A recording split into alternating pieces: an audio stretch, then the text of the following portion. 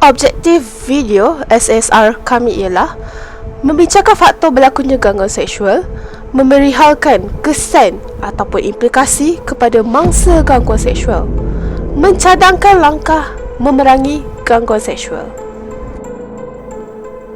Faktor terjadinya gangguan seksual. Pengaruh media massa. Remaja yang terpengaruh dengan budaya barat yang sering ditayangkan di media massa, seperti kegiatan fashion bebas dan sosial yang melampau sehingga akan mendorong remaja melakukan aktiviti sosial. Hal ini kerana remaja cenderung untuk mencuba sesuatu yang baru tanpa mempertimbangkan kesan baik ataupun buruk.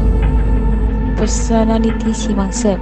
Pemangsa yang tertarik kepada gaya, tubuh dan pemakaian si mangsa hingga menyebabkan keinginan yang membuat-buat terhadap seseorang. Pemangsa juga tidak berasa malu dan hanya mementingkan diri sendiri tanpa memikirkan perasaan si mangsa. Kurang pendedahan mengenai gangguan seksual. Kebanyakan mereka tidak sedar kelakuan mereka itu dikategorikan sebagai gangguan seksual. Hal ini kerana mereka memandang remeh terhadap perkara tersebut. Mereka beranggapan gurauan manja hanyalah sekadar gurauan tanpa memikir ketidakselesaan si mangsa.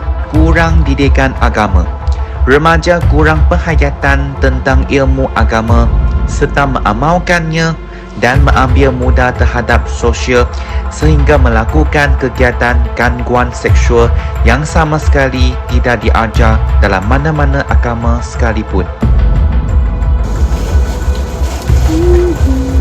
Okay, file apa ni?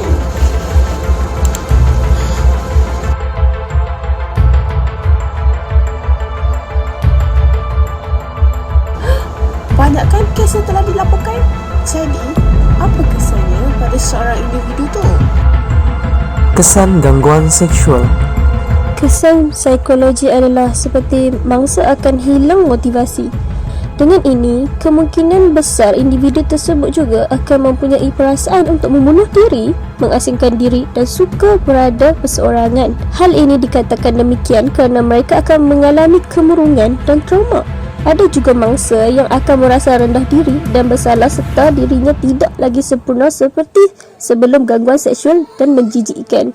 Impaknya, mereka juga turut dipinggirkan oleh masyarakat. Seterusnya, gangguan seksual akan menyebabkan kesan fisiologi seperti masalah kesihatan diri.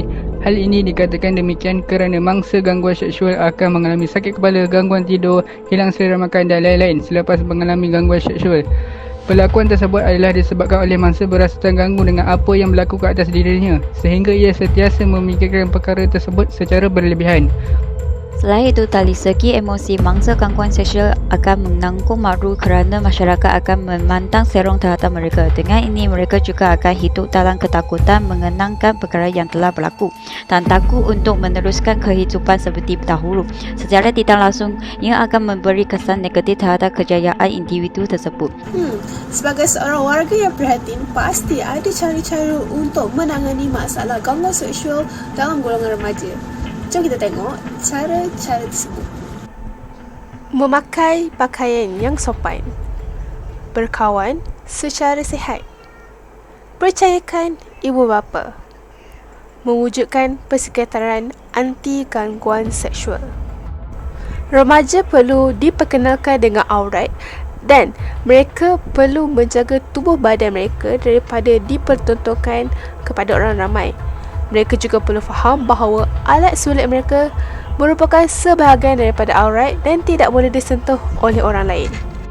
Bukan itu saja, ibu bapa perlu juga menjadi seorang yang boleh dipercayai.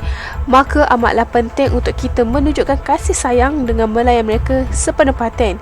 Jika jarang dapat bertemu, luangkan masa berkualiti dan praktikkan juga cara berkomunikasi dengan anak dengan berkesan.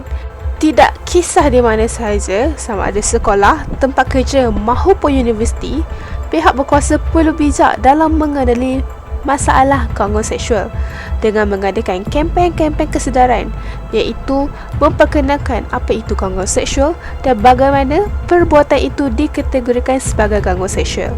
Kempen seperti ini sangat-sangat penting bagi memberi kesedaran kepada masyarakat tentang gangguan seksual.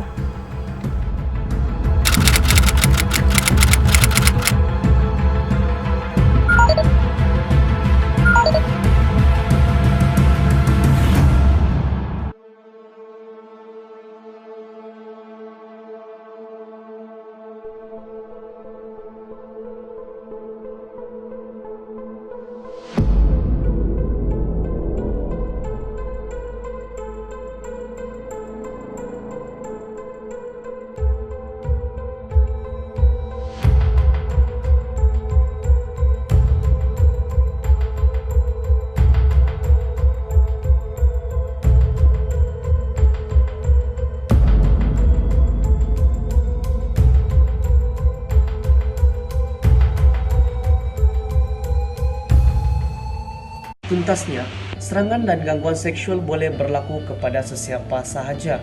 Oleh itu, jangan salahkan diri sendiri. Gangguan seksual akan memberi kesan yang negatif terhadap mangsa dan pelaku itu sendiri. Malahan si pelaku itu juga sebenarnya turut mendapat kesan yang buruk sekiranya identitinya terdedah. Pelaku akan mendapat malu dan membayar ganti rugi serta kemungkinan besar dikenakan tindakan tata tertib. Oleh itu, masalah ini perlu ditangani dengan segera dan efisien oleh pihak-pihak yang berkaitan seperti ibu bapa, guru, dan kesatuan remaja. Mereka harus bersama-sama dalam usaha untuk melindungi maruah diri remaja-remaja bagi memastikan keadaan di tempat awam dalam keadaan yang selamat dan membantu dalam merealisasikan kewujudan akta gangguan seksual dalam memastikan gejala ini tidak terus berluasa. Sehubungan dengan itu juga, masyarakat juga perlu mengubah persepsi buruk mereka terhadap mangsa dan memberi sokongan kepada mangsa gangguan seksual supaya mangsa tersebut tidak berasa malu dan takut untuk tampil ke hadapan bagi membuat laporan. Akhir kata, jangan biasakan gangguan seksual ini berlaku dalam persekitaran anda.